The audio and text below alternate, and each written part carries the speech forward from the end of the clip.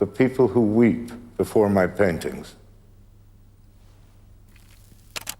are having the same religious experience I had when I painted them.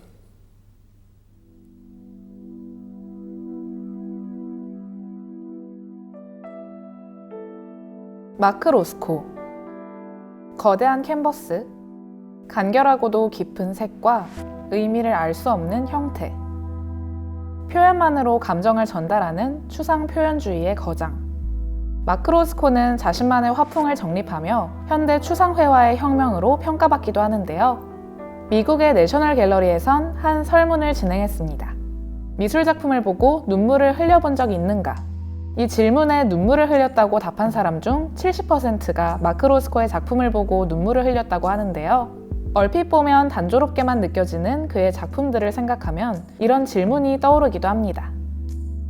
도대체 왜 사람들은 마크 로스코의 작품을 보고 눈물을 흘릴까요?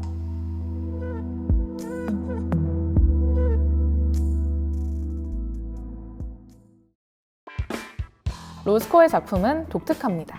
작품 속에서 어떤 이미지를 발견하긴 어렵죠.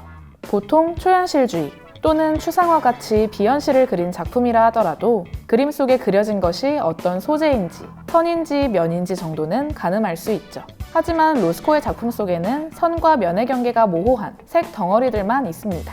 무엇을 그렸는지 알기 어렵죠. 사실 로스코의 그림이 처음부터 그랬던 것은 아닙니다. 로스코의 초기작은 모호하면서도 거친 붓터치를 담은 작품들을 선보이는데요. 작품 속 이미지들은 형태를 갖추고 있어 어떤 것을 표현하려 했는지 가늠할 수 있죠. 그렇다면 로스코의 작품들은 언제부터 변하기 시작한 걸까요? 1920년대 로스코는 자신이 태어난 러시아를 떠나 미국에 왔고 이를 찾아 뉴욕을 향했습니다. 그러던 중 하루는 뉴욕에 있는 친구 집에 들르게 되는데요. 그때 친구가 한 모델을 스케치하는 모습을 보고 화가가 되기를 결심합니다. 이후 그림을 배우기 위해 로스코는 여러 화가들을 찾아다녔죠. 그러던 중 막스 웨버라는 한 예술가를 만나는데요. 앙리마티스 밑에서 배운 적이 있는 막스 웨버는 유럽 현대회화에 정통했습니다. 때문에 입체파, 야수파 등 유럽의 다양한 현대화풍을 로스코에게 소개하죠. 기존의 그림 그리기 방식과는 확연히 달랐던 유럽 현대화풍들은 로스코를 단숨에 매료시켰습니다. 로스코는 자신만의 시각을 담는 유럽의 회화들을 보며 작품을 만든다는 것은 곧 감정을 표현하는 것이라 생각했죠.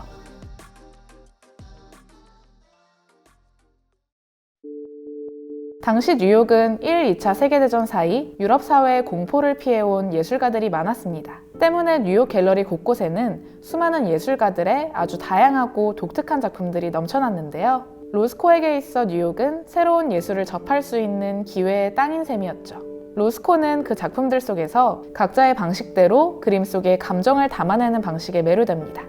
30대 중반이 넘어가면서는 로스코의 작품들이 점점 더 어두워집니다. 로스코는 작품을 통해 전쟁의 위험과 함께 도시민이 느끼는 쓸쓸함을 담고자 했죠. 사회의 문제를 작품에 담아 사회의 반대로 영향을 줄 수 있다 생각했습니다. 그리고 이를 위해 사회 문제에 직면한 사람들의 독특한 감정을 그려 넣었죠. 1940년 그려진 지하철 판타지가 대표적인데요. 지하철역 속 마르고 길쭉한 어딘가 모호한 모습의 사람들, 표정은 또 매우 차가운 느낌을 풍기죠. 로스코는 사실적인 묘사보다 차가운 감정이 풍부하게 느껴지는 작품을 그렸습니다. 사람과 사물의 일그러진 표정과 모습들, 로스코는 이를 통해 고립된 도시, 그리고 사회의 문제를 보여주고자 했죠. 로스코는 이렇듯 변형된 이미지를 통해 감정을 함축하는 것에 관심이 많았습니다. 이는 이후 일상 속의 이미지들로 초현실적인 상상을 그려내는 초현실주의 화풍으로 발전하죠.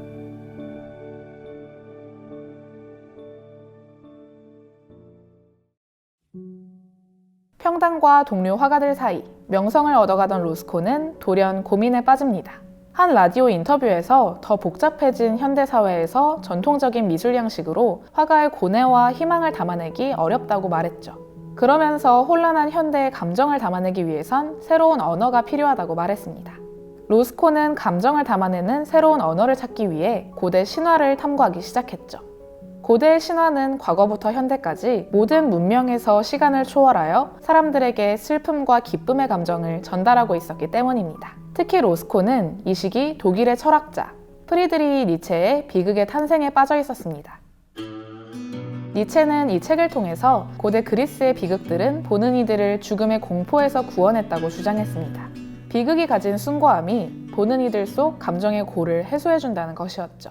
로스코도 이 주장에 동의했습니다. 현대에도 사람들은 예술을 통해 정신적 공허함을 해소한다고 보았죠.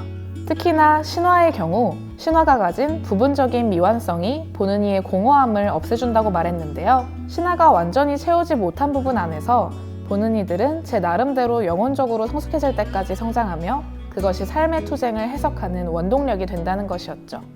로스코는 스스로를 신화자라 불렀고 신화 속 이미지들을 작품 안에 활용하기 시작했습니다. 더불어 신화가 가진 미완성처럼 관객들이 작품을 보고 제 나름의 해답을 찾으며 영혼적 성숙을 할 수 있도록 작품에 제목을 붙이거나 액자에 작품을 넣는 것을 멈췄습니다.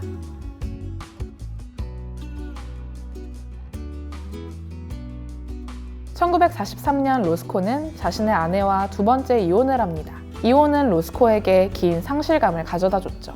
주변 풍경을 바꾸는 것이 상실감을 달래는 데 도움이 될 것이라 생각한 로스코는 미국 각 지역을 돌아다닙니다.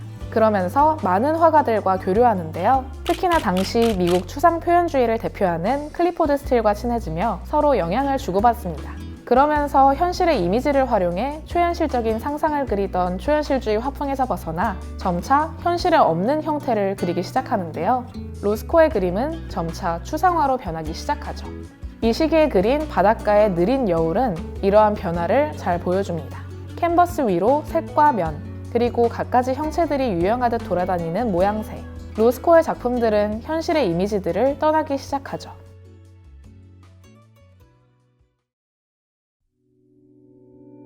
(1946년) 이후로 로스코의 작품들은 점차 추상의 본질을 탐구하며 무언가를 상징하는 이미지들이 사라지기 시작하는데요. 그 결과 캔버스는 복잡하고 오묘한 색면들로 채워졌죠. 우리가 실생활에서 떠올리거나 볼 수 있는 이미지를 떠나 완전한 추상만 남은 것이었습니다.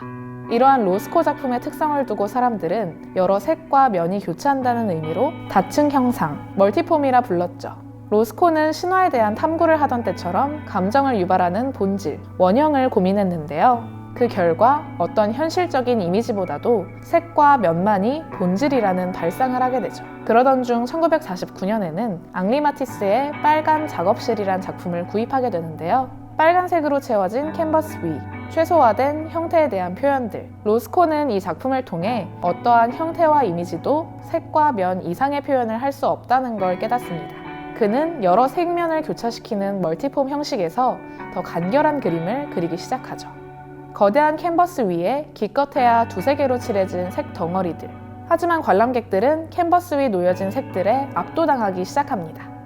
때로는 슬픔, 또 때로는 숭고함. 색으로만 이뤄진 작품들은 보는 관객들로 하여금 일종의 종교적인 경험을 만들어냈습니다. 로스코가 그토록 추구했던 단순한 표현 속 복잡하고도 깊은 심정을 담아낸 것이었죠. 당대 비평가들은 이런 그의 작품을 보고 색채 표현을 극대화한 예술이라 말했지만 로스코는 반기를 들었습니다. 자신이 그린 것은 형태가 아닌 인간의 본연적 감정이라 말했죠.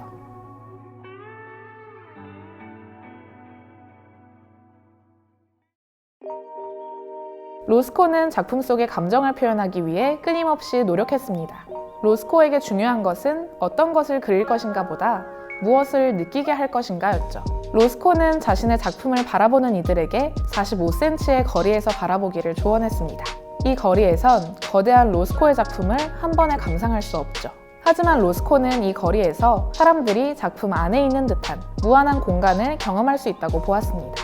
작품 속에 인간의 감성을 채워넣으려 한 마크 로스코.